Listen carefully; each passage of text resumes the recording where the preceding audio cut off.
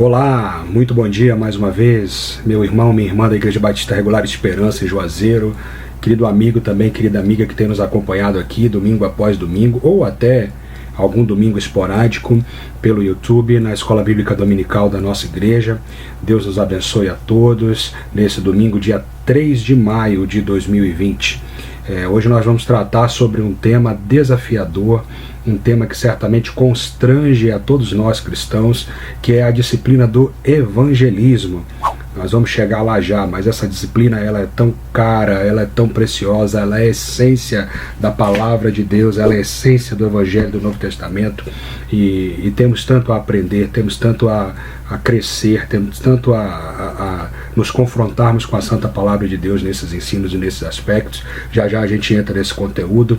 Eu quero aproveitar aqui e também dizer de pronto, desde já, eu confesso que eu lutei, irmãos, durante quase toda essa semana para dar essa aula.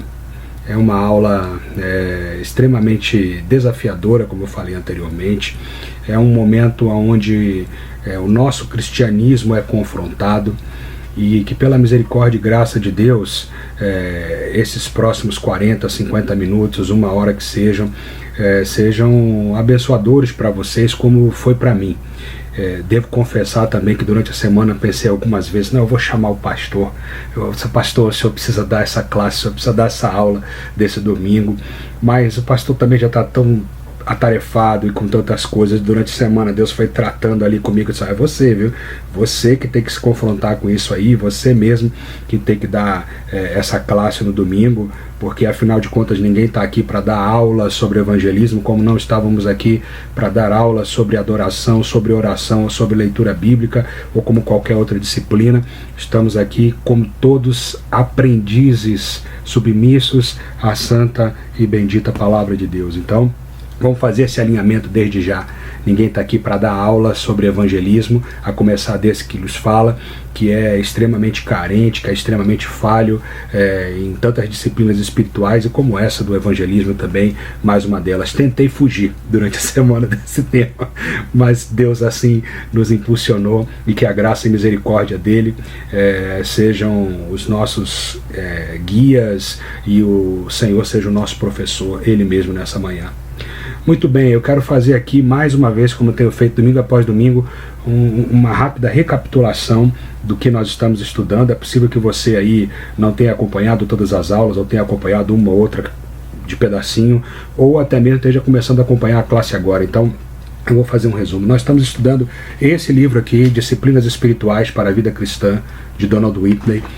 Nós já atravessamos 6 capítulos, desde o capítulo 1 até o capítulo 5, e depois pulamos para o capítulo 9. Você se lembra, na semana passada e retrasada, nós falamos sobre a disciplina do jejum. E contextualizamos porque nós pulamos esses capítulos e fomos para a disciplina do jejum, mas agora nós estamos voltando para o capítulo 6, esse capítulo 6 que fala sobre o evangelismo. Eu quero só rapidamente dizer aqui a importância desse tema, recapitular e o que nós já vimos até aqui. Disciplinas espirituais para a vida cristã. O objetivo e o propósito de tratarmos sobre disciplina é porque nós somos eminentemente carnais, nós somos eminentemente entregues ao nosso conforto, eminentemente entregues ao nosso bem-estar, e obviamente que toda disciplina vai exigir de nós esforços, vai exigir de nós focos, vai exigir de nós visão, vai exigir de nós comprometimento de longo prazo. E como homens, como carne, nós não queremos esforços, nós queremos a coisa mais simples possível, e quando nós tratamos de vida espiritual também temos essa tendência pecaminosa, né, de querermos a vida espiritual da maneira mais prática e mais fácil possível, como se pudesse entrar um chip e a partir daquele chip a nossa vida toda foi transformada. Óbvio que não é assim. Na nossa lida do dia a dia do crescimento espiritual, nós precisamos abrir mão de um monte de coisa, precisamos nos confrontar com tantas outras, precisamos nos quebrar e precisamos efetivamente estabelecer propósitos firmes. Lembra o que é disciplina? Vem do latim disciplinae, que quer dizer treinamento. Então, na verdade, disciplinas espirituais, nós estamos falando sobre discipulado, sobre crescimento de vida solidificada na palavra de Cristo. Já estudamos Primeiro começamos falando a respeito da importância da disciplina, como nós falamos agora. Depois estudamos a respeito do propósito da disciplina. A disciplina, ela olha um alvo, um objeto, ela olha um objetivo, e no caso é sermos como Cristo é, assumirmos e chegarmos à estatura de varão perfeito, como é esse desafio da palavra de Deus. E o propósito da disciplina espiritual é termos e crescermos na vida em piedade, aquela vida conforme o Senhor Jesus nos ensinou. Depois nós passamos a ensinar e a aprender sobre algumas disciplinas específicas. Primeiro, a disciplina da absorção bíblica, que é o esteio, a base de tudo que nós vamos tratar, a importância da leitura da palavra, memorização, de termos contato diário e constante com a palavra. Depois a disciplina da oração, depois a disciplina da adoração. Na semana passada pulamos, do capítulo 5 para o capítulo 9, fomos para a disciplina do jejum, e agora nós estamos voltando para o capítulo 6, para essa disciplina que é a disciplina desafiadora do evangelismo. Muito bem, eu espero que você esteja aí em mãos com o PDF, tá? São 2 páginas, frente e verso, o PDF da aula 6 que foi enviado aí pelo grupo da igreja. E nós, já sem perder muito tempo, vamos entrar aqui agora já direto no objetivo desse capítulo 6 e vamos passar primeiro a introdução desse capítulo 6. Vamos juntos então, veja aí. Qual é o objetivo hoje? Capítulo 6, o evangelismo com o propósito de alcançar a piedade. Lembre que todas as semanas e todos os capítulos serão assim. Disciplina tal, qual é o foco, qual é o objetivo? Alcançarmos a piedade, a vida piedosa, aquela vida conforme Cristo viveu. Evangelismo com o propósito de alcançarmos ou de alcançar a piedade. Objetivo. Nosso propósito de hoje, nossa meta é confrontar o cristão. E aqui, irmãos, a palavra é essa mesmo, confrontar. Durante toda a semana eu fui confrontado com essa palavra. Durante toda essa semana eu fui tirado da minha zona de conforto, tirado da minha perspectiva comodista a respeito de tantas questões do Evangelho. Então o objetivo inicial é esse mesmo, confrontar o cristão com a sua responsabilidade individual e intransferível de anunciar o Evangelho de maneira bíblica, constante, ou seja, disciplinada e dependente do Espírito Santo. Desafiador esse objetivo, né? Confrontar o cristão com a sua responsabilidade individual e intransferível. Irmãos, por mais que exista o pastor na igreja, por mais que existam instrumentos, classes e tantos meios de graça que Deus colocou na igreja, e que nós temos a bênção e a graça também de fazermos parte dessa comunidade, é responsabilidade individual e intransferível de cada cristão. Não é responsabilidade do pastor, não é responsabilidade do ministro tal, não é responsabilidade do evangelista tal, é também responsabilidade deles. Mas antes de ser responsabilidade deles, é responsabilidade individual de cada um de nós. Nosso texto base, Marcos 16:15, vamos lá abrir então a palavra, vamos todos juntos, lembrando, irmãos, estejamos sempre com a palavra de Deus aberta em mãos, porque estamos na classe da Escola Bíblica Dominical e é a palavra quem vai falar conosco. Irmãos, durante essa semana foi a palavra que me apertou, foi a palavra que me colocou contra a parede, foi a palavra que me mostrou o quão deficitário, o quão deficiente eu sou nessa perspectiva evangelística. Então nós esperamos, e a nossa expectativa não é aqui que 40, 50 minutos de uma palavra de A, de B ou de C seja capaz de mudar alguma coisa na sua ou na minha vida, mas a palavra de Deus, que é viva e eficaz, a expectativa é que ela fale e que ela transforme. Marcos 16:15, portanto esteja com ela aberta aí, irmãos. Marcos 16, verso 15, esse texto tão conhecido da palavra do Senhor. E disse-lhes: ide por todo o mundo e pregai o evangelho a toda criatura. Ide por todo o mundo e pregai o evangelho a toda criatura. Esse é o texto base nosso pela manhã. Vamos então logo passar a introdução. E veja nessa introdução, essa primeira pergunta, como ela já é desmontadora, né? Veja só. Qual cristão sobre a face da terra poderia afirmar verdadeiramente sou tão evangelista quanto deveria ser. Você conhece esse crente aí que poderia afirmar verdadeiramente, honesta e abertamente: eu sou tão evangelista quanto Deus quer que eu seja, quanto as expectativas de Deus para a minha vida. Ponto 2 aí da introdução. Poucas disciplinas espirituais despertam tanta paixão e constrangimento quanto ao evangelismo. A paixão é óbvia. É a palavra de Deus que nos compele, é o Senhor que é o nosso Deus que nos impulsiona. Nós vivemos sob a orientação desse Senhor. Isso deve fazer todo sentido para nós, e isso move as nossas vidas e move os nossos corações. Porém, também é constrangedor falarmos sobre evangelismo, porque nós vemos quão distantes nós estamos do padrão e da expectativa de Deus quanto a esse propósito e disciplina espiritual. Nós fomos chamados a anunciar a santa mensagem. Nós sabemos disso, isso não é novidade para nenhum cristão. Mas a pergunta que fica é: por que falhamos sistematicamente nessa missão? Você já parou para pensar nisso? Por que nós falhamos? Nós temos essa consciência de que a nossa vida evangelística ela está em déficit. Mas por quê? Quais as razões? Quais os motivos? Nós vamos entrar um pouco nesses aspectos para que nós possamos refletir sobre isso e, quem sabe, por graça e por misericórdia, o Senhor nos leve a uma melhor compreensão e um melhor dinamismo da vida evangelística no nosso cristianismo. Preste atenção nessa última expressão da introdução, porque ela é muito esclarecedora e ela nos traz assim um panorama muito realista a respeito do que e por que será que o evangelismo não ganha tanto espaço no nosso viver. Quase todas as disciplinas espirituais que nós já falamos aqui, que nós vamos falar, como por exemplo absorção bíblica, meditação na palavra, oração, adoração, jejum, etc., elas são para dentro, significando o quê? Que elas são algo individual entre o cristão e Deus. Nenhum ente mais se envolve nessa perspectiva. Lembra que nós falamos na semana passada sobre o jejum?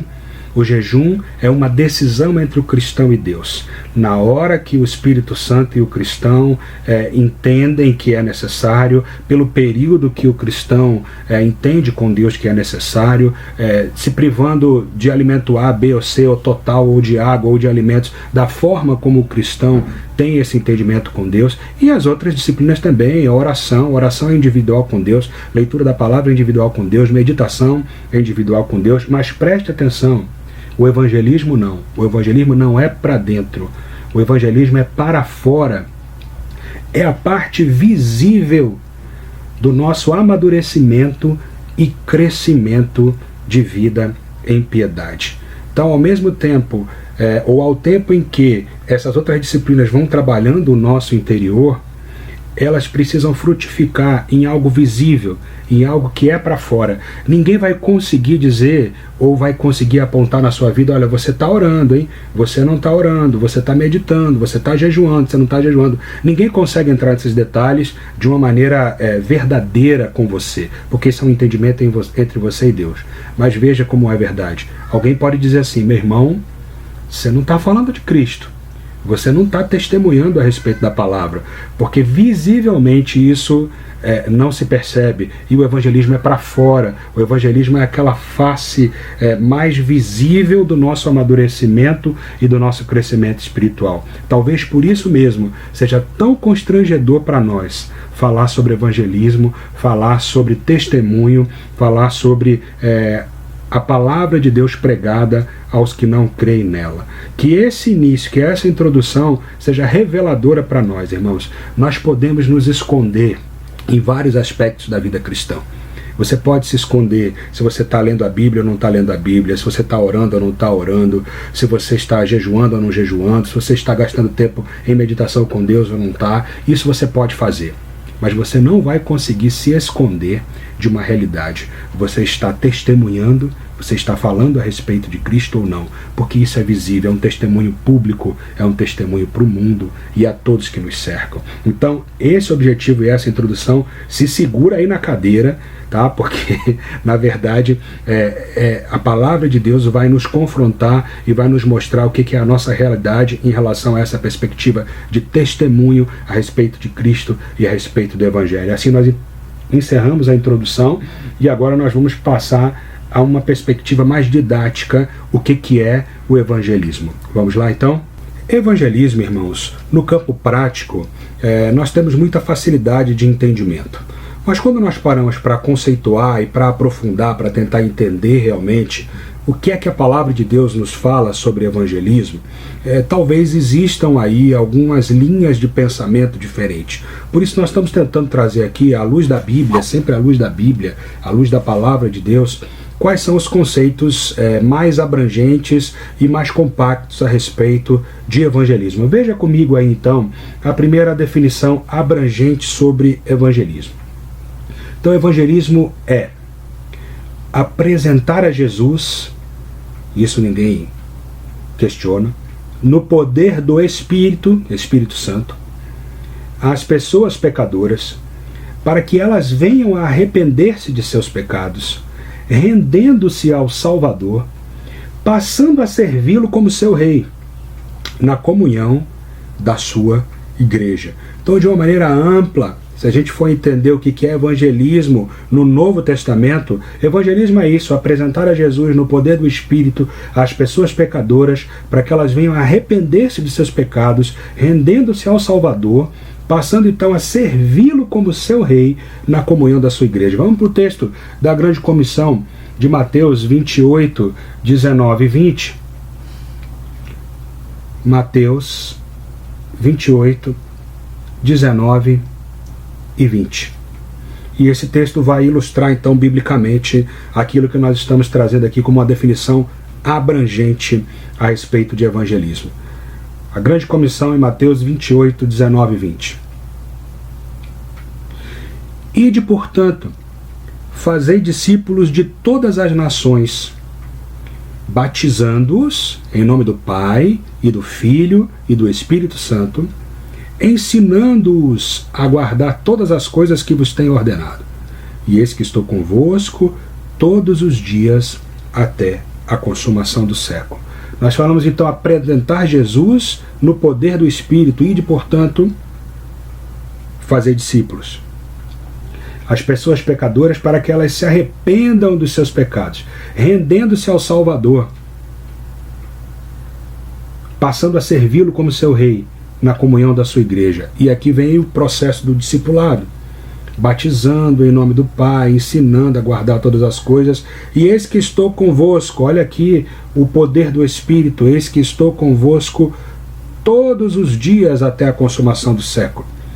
O Senhor Jesus nos deixou aqui o seu Espírito, o Consolador, é Ele quem está conosco hoje aqui, nos nossos dias, enquanto o Senhor Jesus não volta ali até aquelas nuvens para arrebatar a sua igreja, é o Espírito Santo que está conosco. Portanto, essa é uma definição mais abrangente, bíblica, a respeito do evangelismo, e que encontra a sua explicação, o seu amparo em termos de texto, aqui na Grande Comissão.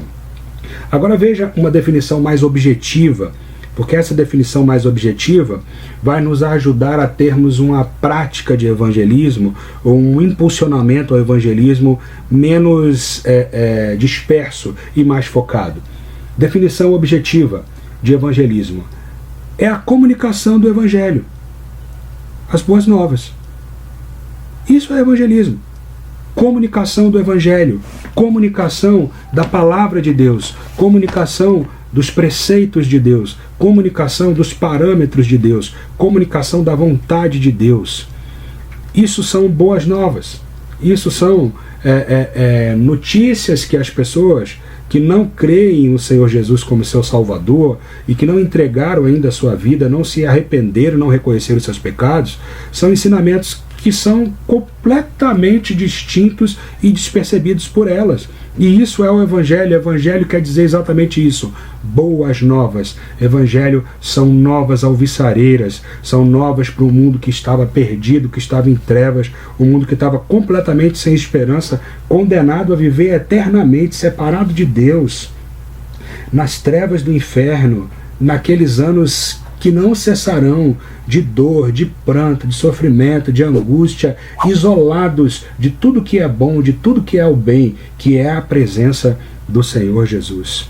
Mas o que é o Evangelho? Boas novas. Cristo se encarnou, desceu do céu e veio à terra para dar a vida pelos meus e pelos seus pecados. Essa é a grande boa nova do Evangelho. Foi isso que o Evangelho veio fazer e é por isso que ele existe até os dias de hoje. Romanos, capítulo 10, verso 17. Romanos, capítulo 10, verso 17.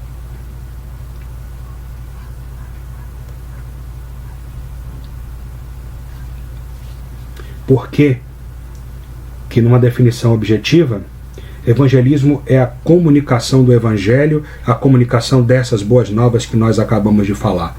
Veja então, e assim a fé vem pela pregação, e a pregação pela palavra de Cristo. É simples, isso é o Evangelho. São boas novas, é uma mensagem que vem pela pregação da palavra de Deus, pelo anunciar das boas novas contidas aqui nesse santo livro. Isso é a essência do Evangelho. Então, irmãos, de uma maneira simplificada, evangelismo são as ações do cristão operacionalizadas no Espírito, ou seja, por meio do Espírito Santo, que comunicam sobre as boas novas de Cristo. Lucas 2, 10 e 11. Lucas 2, 10 e 11.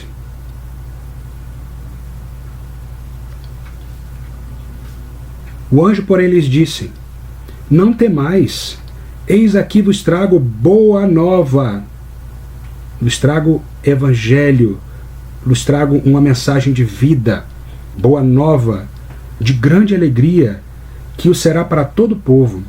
É que hoje vos nasceu, na cidade de Davi, o Salvador, que é Cristo o Senhor. Isso é evangelho, irmãos. Isso é uma mensagem de boa nova, é uma mensagem que muda o rumo da humanidade.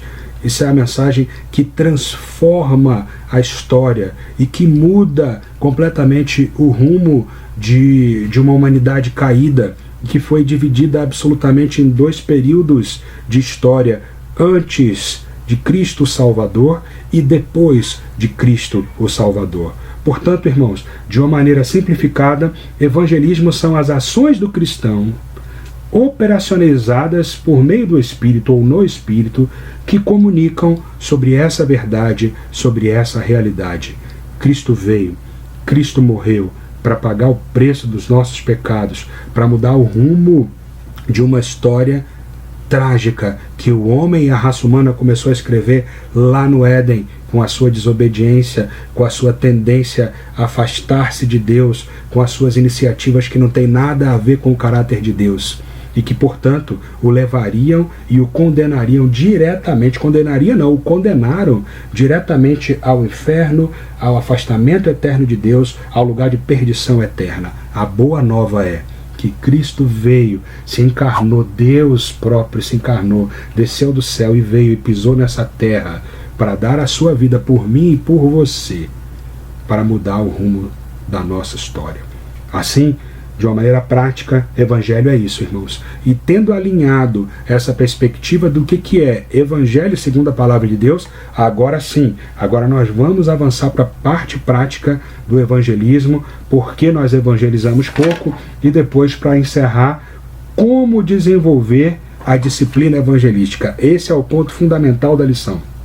Como desenvolver a disciplina evangelística. Mas tendo fundamentado aqui e conceituado o que é evangelismo e o que é evangelho, então nós vamos passar agora ao ponto 3, porque nós evangelizamos pouco. Eu acredito que você, assim como eu, deva viver aí noite e dia com um certo desconforto e um certo nó na garganta espiritual, com a sensação de déficit diante de Deus a respeito da nossa vida de pregação da palavra do Senhor.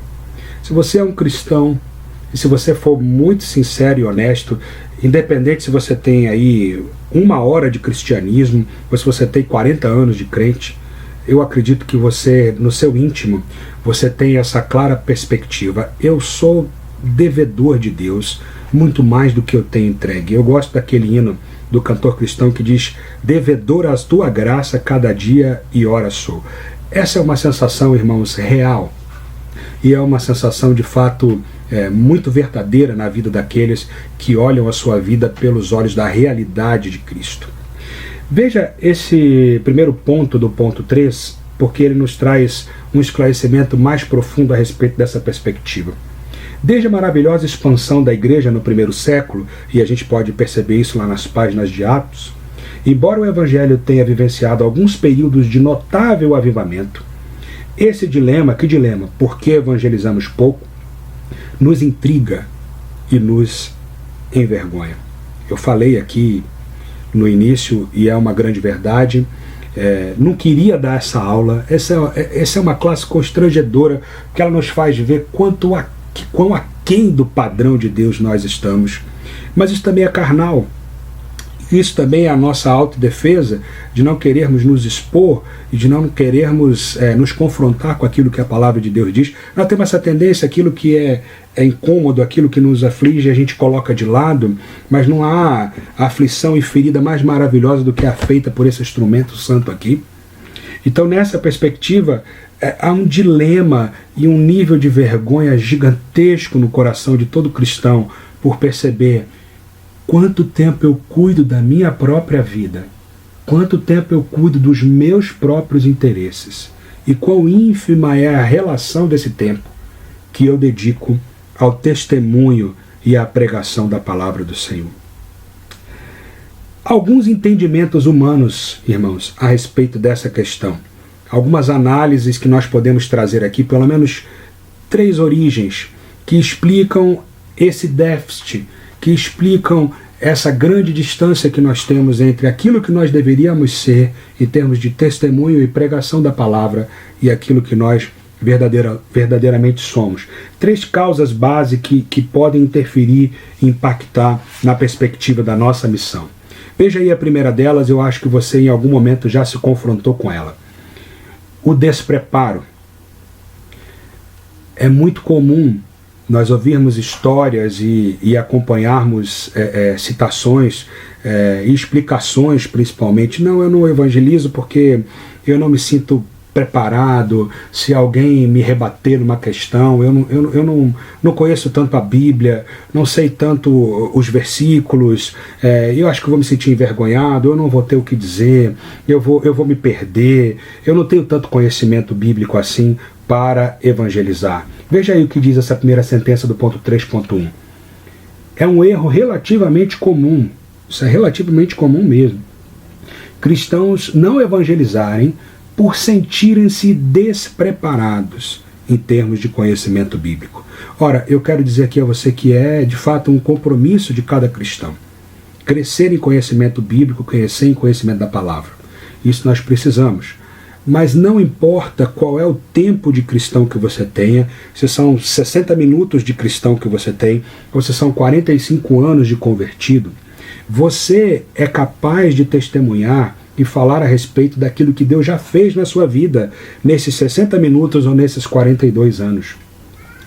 A palavra nos revela que mesmo com pouco conhecimento, podemos testemunhar a respeito do que sabemos a respeito de Cristo. Vamos para esse texto de João 9, versos 24 e 25, e você vai se lembrar dessa história da cura do cego de nascença e da sua declaração maravilhosa a respeito de Jesus. Aquele homem tinha poucas horas de contato com o Mestre, João 9, 24 e 25.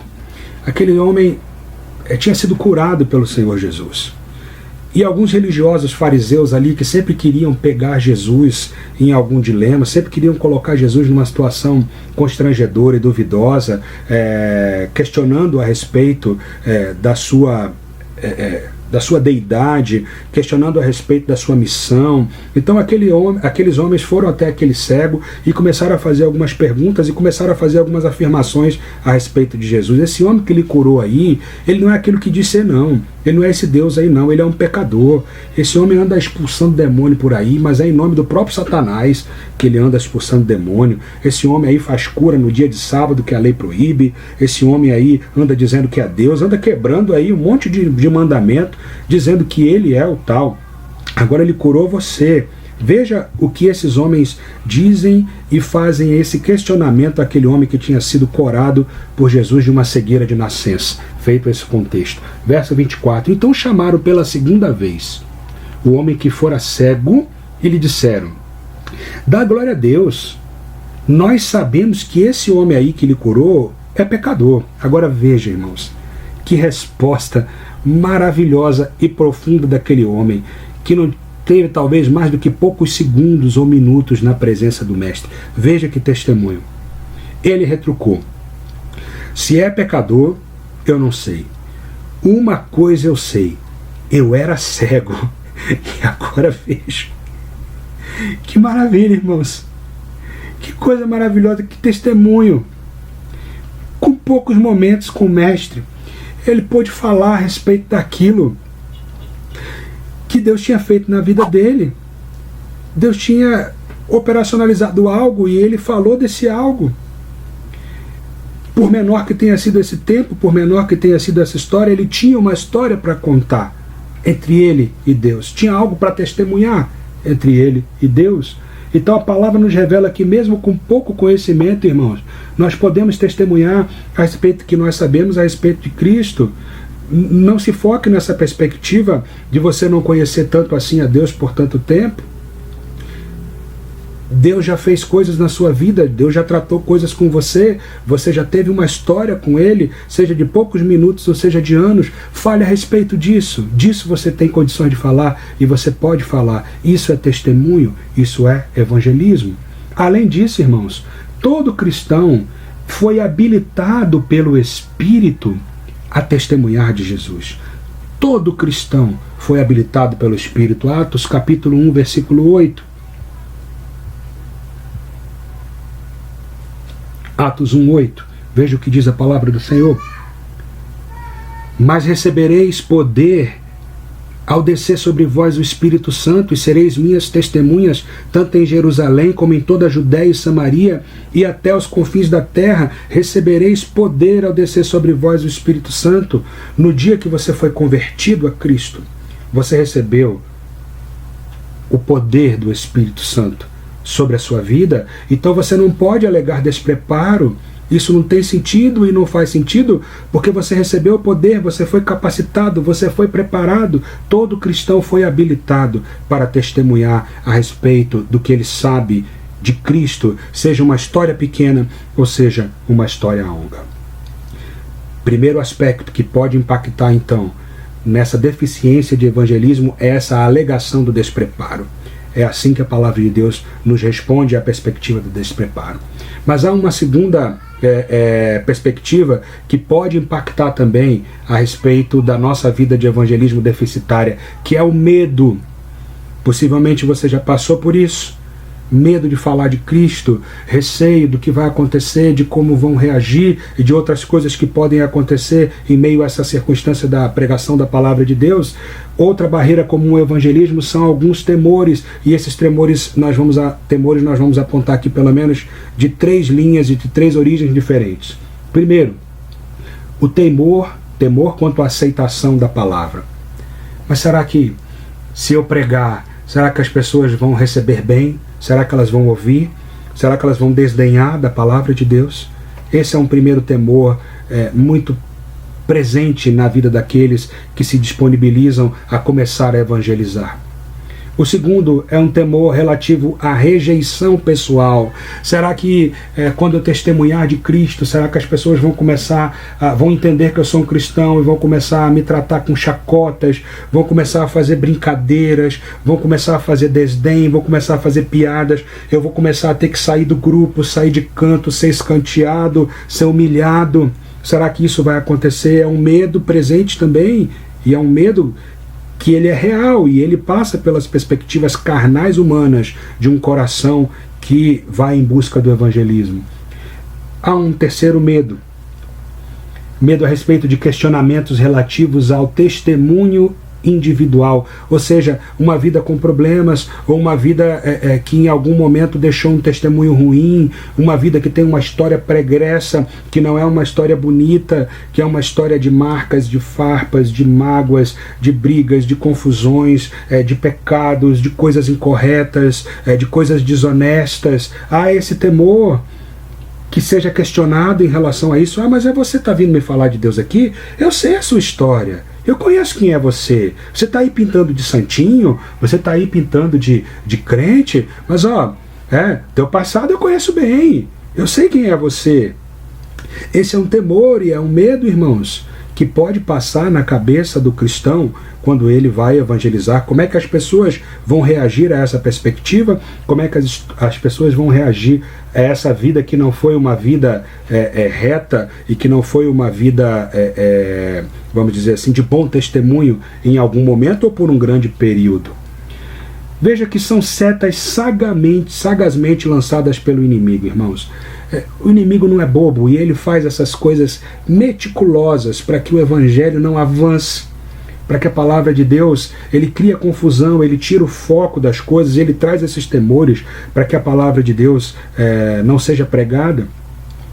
Mas esses medos, eles se dissipam quando nós entendemos algumas coisas. Então aqui, a partir de agora, nós vamos estudar e vamos aprender a respeito dos antídotos bíblicos para esses medos. Entendo esses próximos 3 pontos como os antídotos, como a vacina. Está se falando tanto de vacina esses dias, né? A vacina para esses medos. A palavra de Deus nos traz a vacina para os medos relativos ao evangelismo. Primeiro, com relação à aceitação da palavra.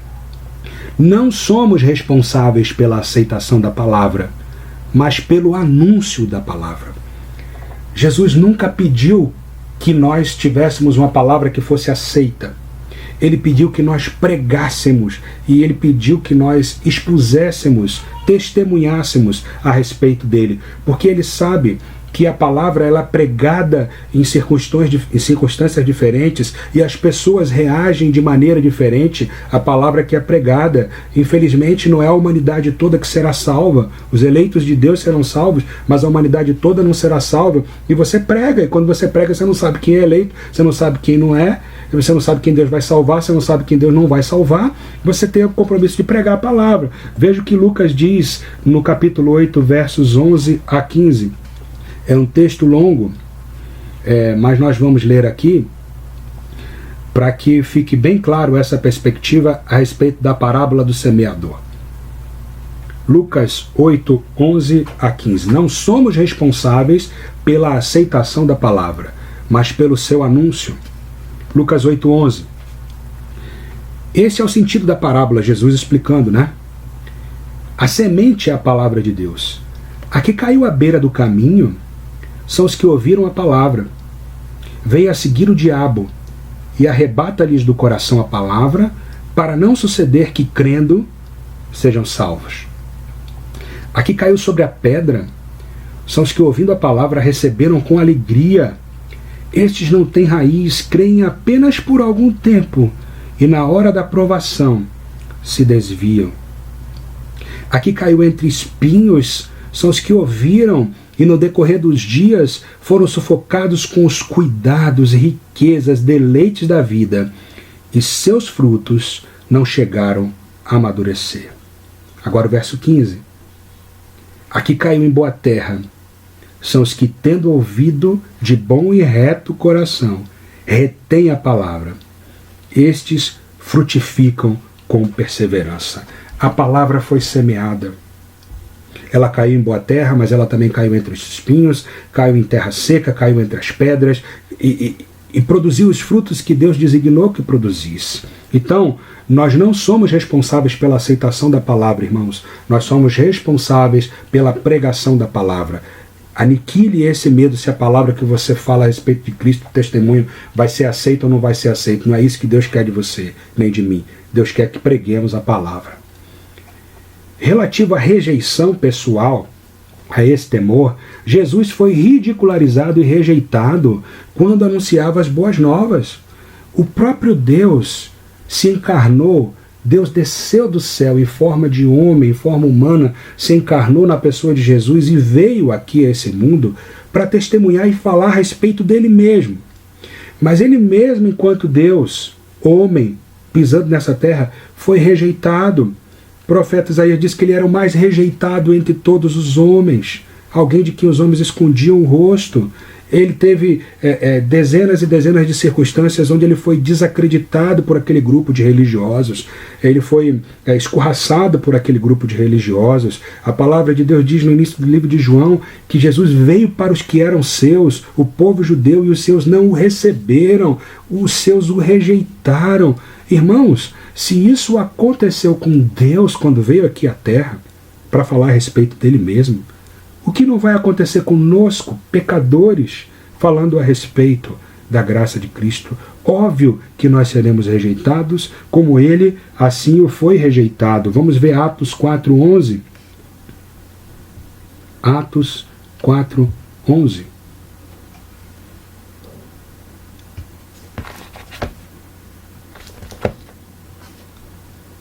Atos 4:11. Este Jesus é a pedra rejeitada por vós, os construtores, a qual se tornou a pedra angular. Jesus é a pedra rejeitada, irmãos. Como nós não seremos também rejeitados ao falarmos e ao testemunharmos dele? Certamente que nós seremos e precisamos estar preparados para isso. Tire esse medo. Você vai ser rejeitado sim quando você testemunhar de Cristo. Não está acontecendo nada de errado, muito pelo contrário. Nós devemos dar graças a Deus, porque isso é a maior testemunha que a palavra de Deus nos dá de que nós não somos compactuados com o pecado do mundo. Nós somos sal, nós fazemos a diferença. O sal dá sabor, o sal também, quando ele bate na ferida, ele arde. É a maior prova de que esse é o caminho do Evangelho, é de que nós somos rejeitados por aqueles que não conhecem o Evangelho. Relativo aos questionamentos de testemunho individual, ou de vida com problemas no passado, ou de problemas de testemunho que você já deu, veja que os nossos erros e falhas, quando biblicamente tratados e restaurados, são o maior testemunho que podemos dar a respeito de Cristo, irmãos. Porque Ele salva pecadores como nós. Então esse receio de se alguém vai dizer que, olha, antes, naquela época, naquele tempo eu fiz isso, fiz aquilo outro e tal, e eu vou me constranger. Não se constranja no seu coração, renda glórias a Deus, porque Deus mudou a sua vida. Você certamente vai pensar na sua cabeça, e não é só isso não, Ele sabe só de uma pequena parte. Deus sabe de todo o problema e toda a maior parte que essas pessoas nem sabem. E quando ele disser isso a você, mas você hoje está pintando de crente, de bom moço aí, eu sei o teu passado, eu conheço a sua história, hoje você está pintando de santo aí, mas tu não é isso aí não que está falando. Você vai dizer com todas as letras e vai dizer assim, realmente, eu era isso aí mesmo. Muito pior do que isso, porque você só conheceu uma partezinha da história, tu não conhece a história toda não, meu camarada. É muito pior do que isso aí. Mas sabe qual é a boa nova que eu tenho para te dizer? Deus mudou a minha vida. Creia você ou não, eu tenho hoje uma vida nova. E a grande novidade que eu tenho para te dizer é que assim como Ele mudou a minha vida, que era muito pior do que esse traste aí que você está dizendo, Ele pode mudar a sua. Esse é o maior testemunho, irmãos, que nós podemos dar a respeito do Evangelho. Não se intimide com essa perspectiva do que passou em sua vida. Agora, de fato, trate diante de Deus todas as questões e todos os problemas biblicamente. Nós não podemos deixar brechas, não podemos deixar coisas não resolvidas entre nós e Deus. Precisamos tratar biblicamente cada uma das coisas e a partir daí descanse em Deus, descanse em Cristo, porque a obra é dele e esse é o maior quadro que ele pode fazer de pintar para a humanidade. Ele muda vidas, ele muda coração, ele muda pecadores, transformando-os em pessoas remidas. Por fim, irmãos, uma terceira dificuldade, um terceiro fator que pode contribuir para a nossa deficiência no evangelismo é a perspectiva de entendimentos doutrinários equivocados. Isso não é tão raro de acontecer quanto parece, irmãos. Nós somos cristãos, nós conhecemos a Bíblia, nós lemos a Bíblia, mas às vezes nós temos algumas perspectivas que elas nos atropelam às vezes perspectivas humanas, às vezes estamos acostumados em uma determinada igreja com um determinado procedimento, com uma determinada orientação, que muitas vezes não tem a ver com a palavra de Deus, foram regras criadas por homens, ou foram perspectivas instituídas por homens, e nós nos acostumamos com essas perspectivas. E isso pode nos trazer problemas doutrinários na perspectiva do evangelístico. Esses problemas doutrinários podem nos trazer deficiências evangelísticas e, em muitos casos, serem a origem e a causa do porquê não evangelizamos. Veja aí, por exemplo, algumas pessoas acreditam equivocadamente que, por não possuírem o dom de evangelista, você sabe que Deus, dentre os dons que repartiu, pastores, mestres, serviço e tantos outros, Ele entrega dons de evangelismo também a pessoas que foram capacitadas de uma maneira diferenciada a falar do Evangelho. Isso nós não podemos negar, isso é bíblico, isso está na palavra de Deus. Mas independente de você ter recebido uma capacitação especial, específica ou não de evangelista, você tem o compromisso e a obrigação de evangelizar, porque Deus comissionou a mim e a você, ainda que você não tenha esse dom, você tem, como foi falado ali em cima, a história e a palavra e a capacitação do Espírito para fazê-lo. Então, algumas pessoas acreditam equivocadamente que, por não possuírem o dom de evangelista, não podem testemunhar a respeito de Cristo. E isso não é verdade. Deus nos comissionou a isso. Veja Mateus 5,16. Mateus 5,16. Olha que convocação clara, maravilhosa de Deus a respeito do testemunho. Assim brilhe também a vossa luz diante dos homens, para que vejam as vossas boas obras e glorifiquem a vosso Pai que está nos céus. Tenha você dom de evangelista ou não, a sua luz, a minha luz, a nossa luz precisa brilhar para que o Pai seja glorificado por meio dela. Uma outra perspectiva doutrinária equivocada e que pode nos trazer alguns problemas na perspectiva evangelística é relativa à doutrina da eleição divina. Nós entendemos e cremos que a doutrina da eleição divina ela é bíblica.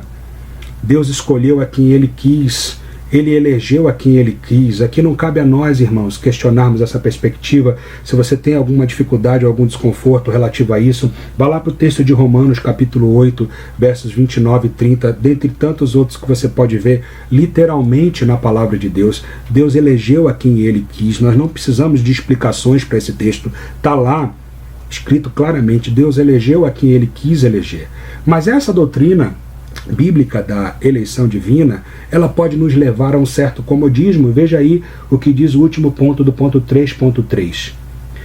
A correta e bíblica doutrina da eleição divina não pode nos levar à passividade evangelística.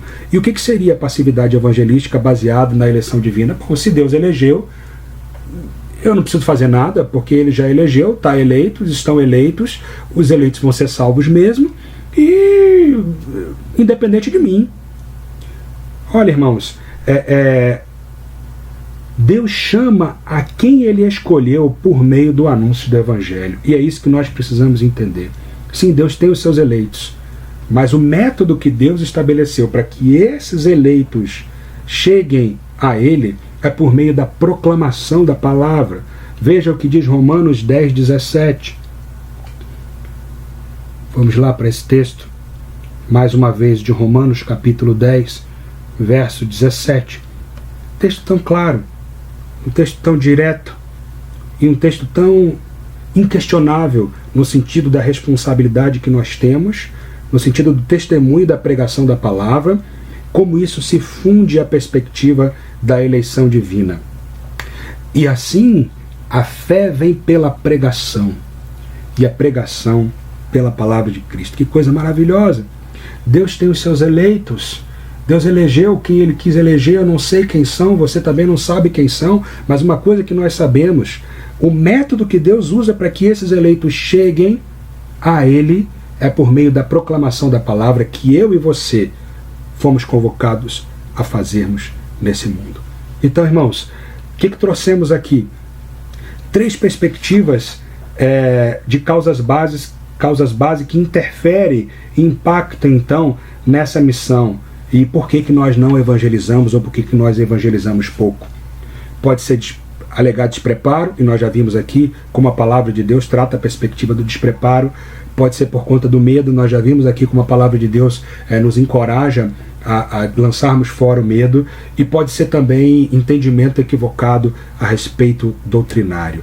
Que assim nós possamos vencer essa página de por que evangelizamos pouco e avançar então para o que interessa, porque a nossa lição agora ela vai chegar no seu ponto auge, que é como desenvolver a disciplina evangelística. Vamos lá então, ponto 4, como desenvolver a disciplina evangelística. Muito bem, então alguns parâmetros que vão nos guiar aqui agora, e eu queria que você prestasse bastante atenção, porque todo o contexto da lição ele está voltado para a perspectiva da disciplina. Até aqui nós falamos do evangelismo de uma perspectiva ampla, de uma perspectiva mais conceitual. Mas agora nós vamos entrar na essência do propósito do livro, que é o desenvolvimento de uma rotina, de uma vida disciplinada em relação a alguns propósitos espirituais. E nesse caso, qual é o propósito? Uma vida disciplinada relativa ao evangelismo. Como se constrói isso? Como se solidifica isso na vida do cristão? Aqui nós temos alguns parâmetros e eu queria que você prestasse bastante atenção comigo. Como desenvolver a disciplina evangelística? Primeiro, antes de tudo, creia que o evangelho é revestido de poder.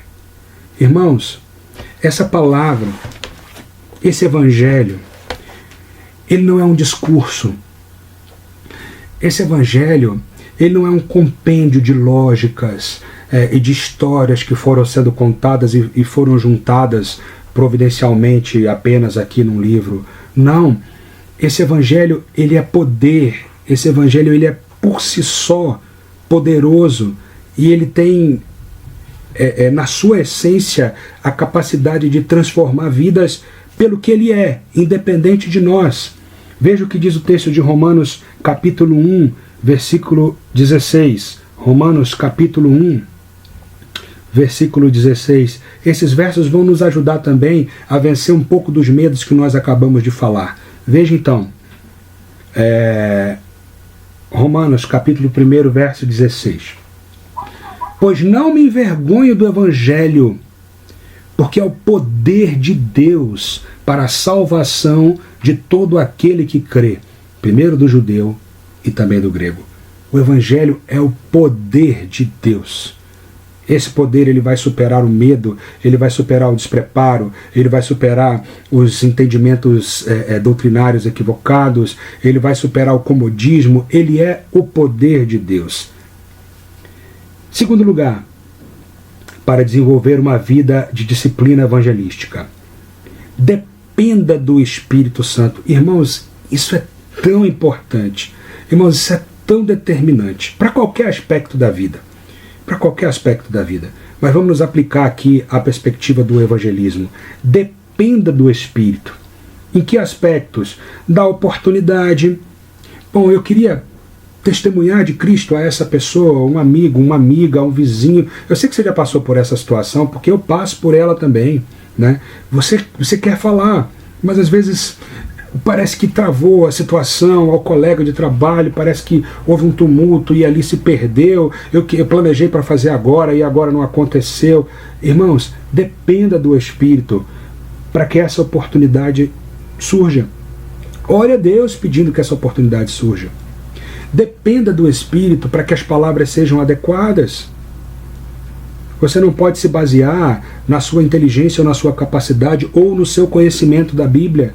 Não é o conhecimento bíblico, irmãos. Não é o tempo que você tem de cristão, nem o conhecimento bíblico que vai fazer a diferença a respeito dessa semente lançada, se ela vai frutificar ou se ela não vai frutificar. Precisamos crescer em conhecimento da palavra, precisamos amar a palavra, precisamos devorá-la, precisamos conhecê-la de trás para frente, conseguir responder a razão da esperança que há em nós, manuseá-la bem.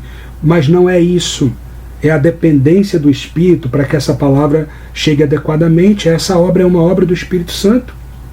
Para que essa mensagem seja compreendida pelo ouvinte.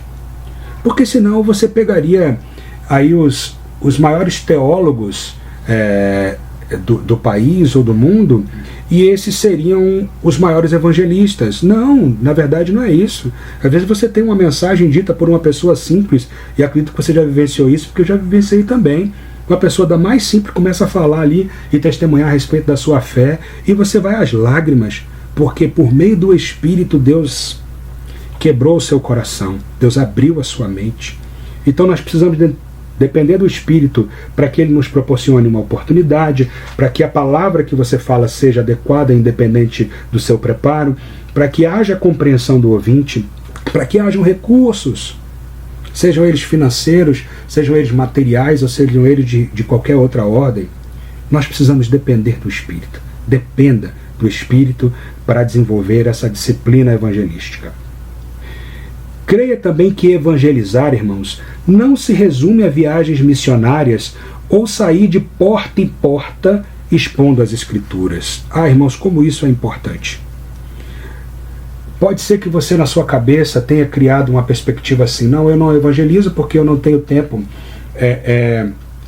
de participar de uma viagem missionária, ou eu não tenho recurso para investir numa viagem missionária, ou eu não consigo, não tenho uma rotina que eu consiga sair de porta em porta, ou eu moro num bairro, numa cidade, numa circunstância tal que as pessoas nem abrem a porta para que eu possa ser ouvido. Isso pode ser uma realidade, tá? Mas entenda, irmãos, que evangelizar não se resume a essa perspectiva. Veja então o que a palavra de Deus diz em Mateus capítulo 5, verso 14 e 16. Mateus 5, 14 a 16. Depois você volta lá no texto de 1 Coríntios 3, 6 a 7, tá? Eu não li esse texto, mas você pode voltar aí no ponto 2 do ponto 4, que é um texto que aprofunda muito essa perspectiva de dependência do Espírito. Mas nós já estamos no ponto 3 do ponto 4. Evangelizar não se resume a viagem missionária ou sair de porta em porta expondo a Escritura. É muito mais do que isso. Mateus 5, 14 a 16. Vós sois a luz do mundo. Não se pode esconder a cidade edificada sobre um monte. Nem se acende uma candeia para se colocá-la embaixo do alqueire, mas no velador, e alumia a todos que se encontram na casa. Aí vem o verso 16 que nós já lemos. Assim brilhe também a vossa luz diante dos homens, para que vejam as vossas boas obras e glorifiquem a vosso Pai que está nos céus. Brilhe a vossa luz, irmãos. E a luz precisa brilhar, e pode brilhar em circunstâncias que não sejam viagens missionárias, evangelismo 1 a 1, evangelismo de porta em porta. Veja esse ponto seguinte, porque ele esclarece e amplia um pouco mais essa ideia de como testemunhar e como evangelizar. É uma tarefa muito ampla e você pode fazer isso em sua vida. Há diversas formas e diversas ocasiões em que somos convocados por Deus, por exemplo, visitas, serviços, compaixão, amizades, folhetos, para apresentarmos as boas novas de Cristo. Isso não é absolutamente verdadeiro, irmãos? Isso é absolutamente fluido e verdadeiro. Essa semana, irmãos, eu fui impactado por um vídeo que me mandaram. Eu até compartilhei com algumas pessoas. Um vídeo do pastor Paulo César, do Grupo Logos, que morando na sua casa, vivendo um momento terrível, não sei quantos sabe, provavelmente a maioria sabe, mas a irmã Nilma, a esposa do pastor Paulo César, que tanto nos abençoou por tantos e tantos anos com músicas bíblicas de muita qualidade, de muita profundidade. A irmã Nilma vive um momento de saúde muito difícil, orem por ela, ela está com câncer e está desenganada pelos médicos. Mas aquele homem já idoso, em meio a um isolamento social, sozinho na sua casa, possivelmente pensando na situação da sua esposa, orando por ela, num domingo à noite, exatamente no domingo da semana passada, está fazendo uma semana hoje. Ao final do dia de domingo à noite, ele recebe inesperadamente na porta da sua casa um grupo de irmãos que passam ali a cantar algumas músicas em testemunho de fé, em apoio e solidariedade àquele irmão em Cristo, buscando encorajá-lo, buscando abençoá-lo. Uma cena linda, depois você pode procurar aí nas redes sociais essa cena, se você não viu, recomendo que veja, maravilhoso. Agradeço aí a querida tia irmã Vanilda que me enviou essa bela cena. Compartilhei mais uma vez, digo, com alguns irmãos, mas também ao final daquele momento de encorajamento, irmãos, as pessoas que estavam naqueles prédios ali ao redor daquela casa, elas começaram a ouvir aquela música, começaram a aparecer ali nas janelas, e aquele homem, ao final de cantar ali, ele espontaneamente, irmãos, de uma maneira tão maravilhosa, uma maneira emocionante, ele vira para aquelas pessoas e diz: olha, Deus abençoe vocês, nós estamos aqui, viemos orar e viemos trazer um momento de conforto a um irmão nosso em Cristo, mas que Deus abençoe vocês, a casa de vocês, a vida de vocês. Essa mensagem que nós estamos dizendo aqui é o Evangelho de Cristo. Se você não o conhece, que você possa conhecer o Evangelho de Cristo. Irmãos, de uma maneira tão natural, de uma maneira tão fluida e tão maravilhosa, que aquilo é a essência do Evangelho. Boas novas pregadas aos que sofrem, palavra de Cristo e evangelizatória propagada àqueles perdidos que estão ali ao redor. É isso que esse ponto está dizendo. Há diversas formas e ocasiões em que somos convocados por Deus em visitas, serviços, momentos de compaixão, amizades, distribuição de folhetos, que nós podemos apresentar as boas novas. Isso é evangelismo, não é só bater de porta em porta, não é só um a um. Isso é necessário, é importante, nós precisamos desenvolver essa disciplina também, mas às vezes você encontra ocasião em algumas outras circunstâncias. Veja o que Deus diz, o texto de 2 Coríntios, capítulo 2, 15 e 16. Segunda carta de Paulo aos Coríntios, capítulo 2, versos 15 e 16.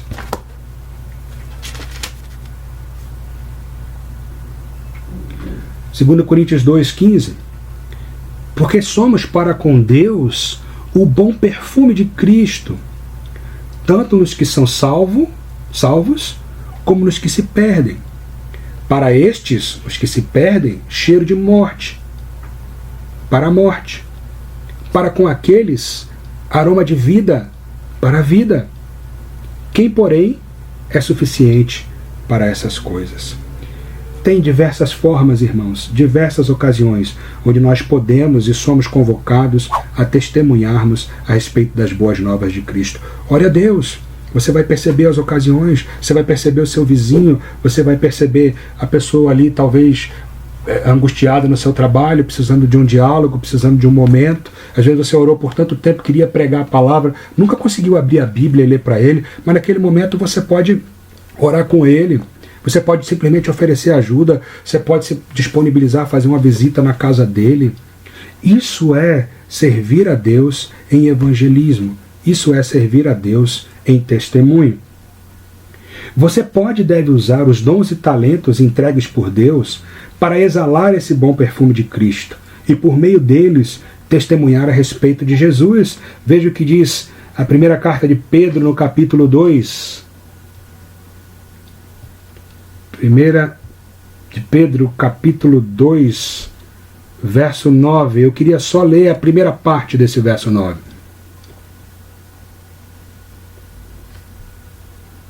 Primeira Pedro 2, 9. Depois nós vamos ler a outra parte. Aliás, na verdade eu queria só ler a segunda parte, depois nós vamos ler a primeira parte, tá? Aliás, vamos ler todo, porque assim o versículo faz mais sentido, mas eu vou destacar só a parte B do verso. 1 Pedro 2,9. Vós, porém, sois raça eleita, sacerdócio real, nação santa, povo de propriedade exclusiva de Deus. Isso é uma bênção, né, irmãos? É maravilhoso nós vermos o que nós somos em Cristo. Mas nós não somos isso para apenas ficarmos desfrutando disso aí, não. Olha o que o verso 9 na sua parte B diz. Isso tudo acontece a fim de proclamardes as virtudes daquele que vos chamou das trevas para a sua maravilhosa luz. Esse é o objetivo, esse é o propósito de termos sido salvos, sermos o bom perfume, exalarmos esse bom odor de Cristo, o aroma de Cristo em redor daqueles que nos rodeiam, ao redor por aqueles que nos rodeiam, por meio de nossos dons e nossos talentos. Você pode não ser tão eloquente ao falar. Você pode dizer, mas eu quero falar, mas eu sou envergonhado, mas você pode servir. Você pode, de repente, ter dificuldade de falar e de pregar de uma maneira sistemática, mas você pode oferecer ajuda, oferecer conforto. Você pode, de alguma maneira, ter dificuldade ou ser uma pessoa mais prática, mais objetiva. Aliás, eu sou uma dessas, às vezes sou muito prático, muito objetivo nas coisas. Minha esposa sempre pega no meu pé por isso. Você precisa servir mais, você precisa ser mais sensível. Às vezes eu sou menos sensível mesmo. Mas eu tenho outros talentos e dons que Deus me deu, talvez não tenha tanto alguns que ela tem, que são mais visíveis com ela. Você pode não ter muita sensibilidade e muita acessibilidade ao serviço, mas você pode ser um bom professor.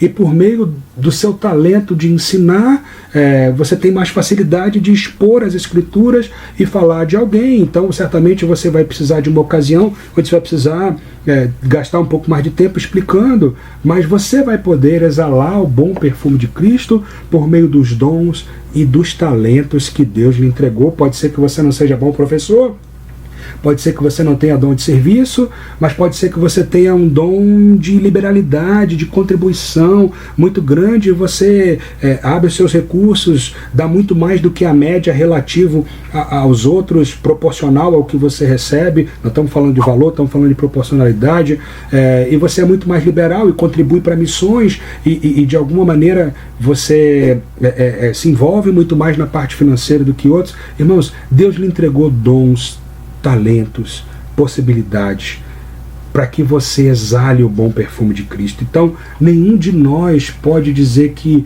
não está habilitado, nem está capacitado a testemunhar, a evangelizar. Use os seus dons, use os seus talentos. Penúltimo ponto: como desenvolver a disciplina evangelística? Encha-se de Cristo. Irmãos, isso aqui é um ponto fundamental, um ponto determinante. Quanto mais semelhante a Ele nós formos, mais testemunharemos naturalmente a respeito das boas novas e do seu Evangelho. 1 Coríntios capítulo 10, verso 31, esse verso que nós usamos quando falamos da disciplina da adoração. 1 Coríntios capítulo 10,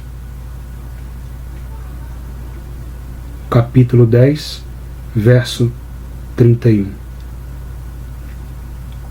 Portanto, quer comais, quer bebais, ou façais outra coisa qualquer, fazei tudo para a glória de Deus.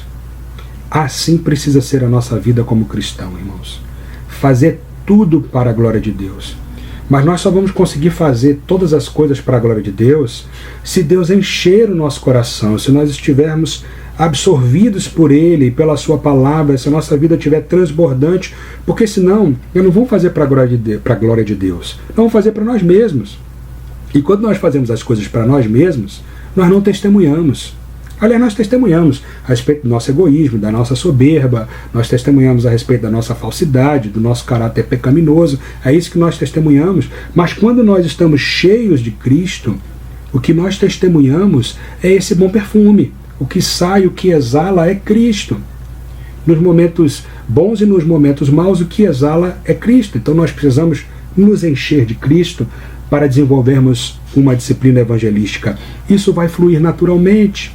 Talvez no início você vai dizer, eu tenho que falar de Cristo, eu tenho que testemunhar de Cristo, eu estou preocupado com isso, estou preocupado com aquilo, mas depois quando você está cheio do Espírito, acordou, leu a palavra, orou, teve seu momento devocional, teve aquele momento de comunhão profunda com Deus, o seu dia vai prosseguindo, a sua vida vai prosseguindo, e o que vai brotando é bom perfume, e você vai testemunhando, e a ocasião chega, e quando a ocasião chega você entende que é momento de falar, que é momento de parar, que é momento...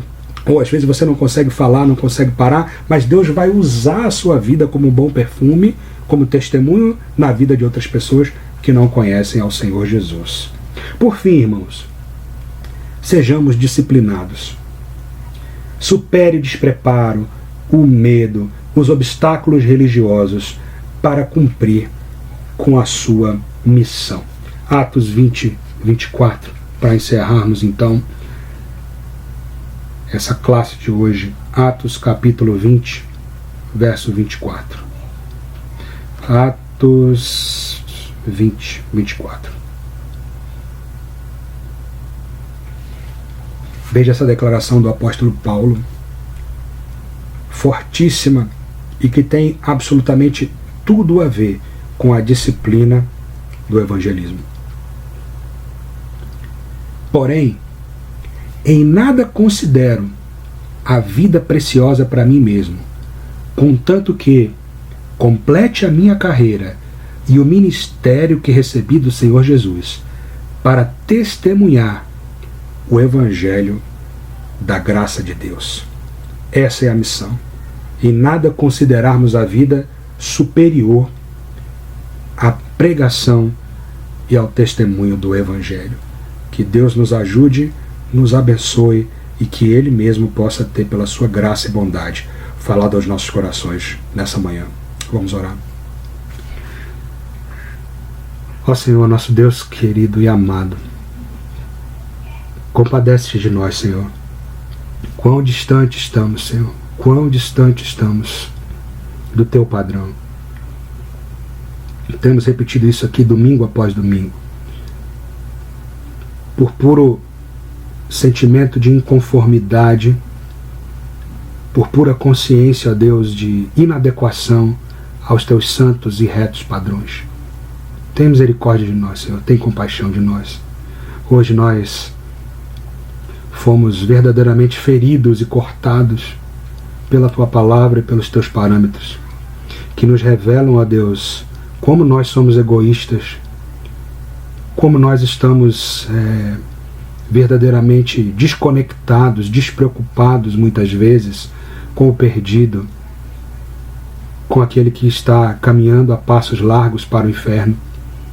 Como nós estamos focados em nós, nas nossas prioridades, nos nossos negócios. Ó Deus, como nós estamos preocupados com a nossa saúde, como Deus, nós estamos preocupados com a nossa família, com o nosso comer, com o nosso beber, com o nosso vestir. Ó Deus, ensina-nos, ó Deus, quebra-nos. Como diz aquele hino, Deus, quebra a nossa vida, faz de novo. Nós somos verdadeiramente impactados hoje, verdadeiramente constrangidos, ó Deus, por Ti mesmo, a mudarmos, ó Deus, as nossas vidas, a testemunharmos mais e melhor de Ti, a vivermos, ó Deus, nossos dias olhando para fora, para as vidas, para as almas, para a missão que o Senhor nos entregou. Ó Deus, que nós possamos fazer isso guiados pelo Teu Espírito, confiados no Teu Espírito, corajosos no Teu Espírito, que nós possamos fazer isso de maneira dependente do Senhor, para que o Senhor seja glorificado. Deus, tira as barreiras, retira o medo, retira as preocupações. Ó Deus, tira de nós visões equivocadas, doutrinárias, que não contribuem, ó Deus, para o evangelismo. Tira de nós, ó Deus, ensinamentos que não contribuem para o cumprimento da missão, desculpas, barreiras, esconderijos que nós usamos. Ó Deus, e faz de nós verdadeiros propagadores da Tua palavra por Ti, porque nós não temos condição de fazê-los. Usa-nos para a Tua glória. Em nome de Jesus. Amém. Deus te abençoe, querido. Até a próxima semana, se assim o Senhor nos permitir.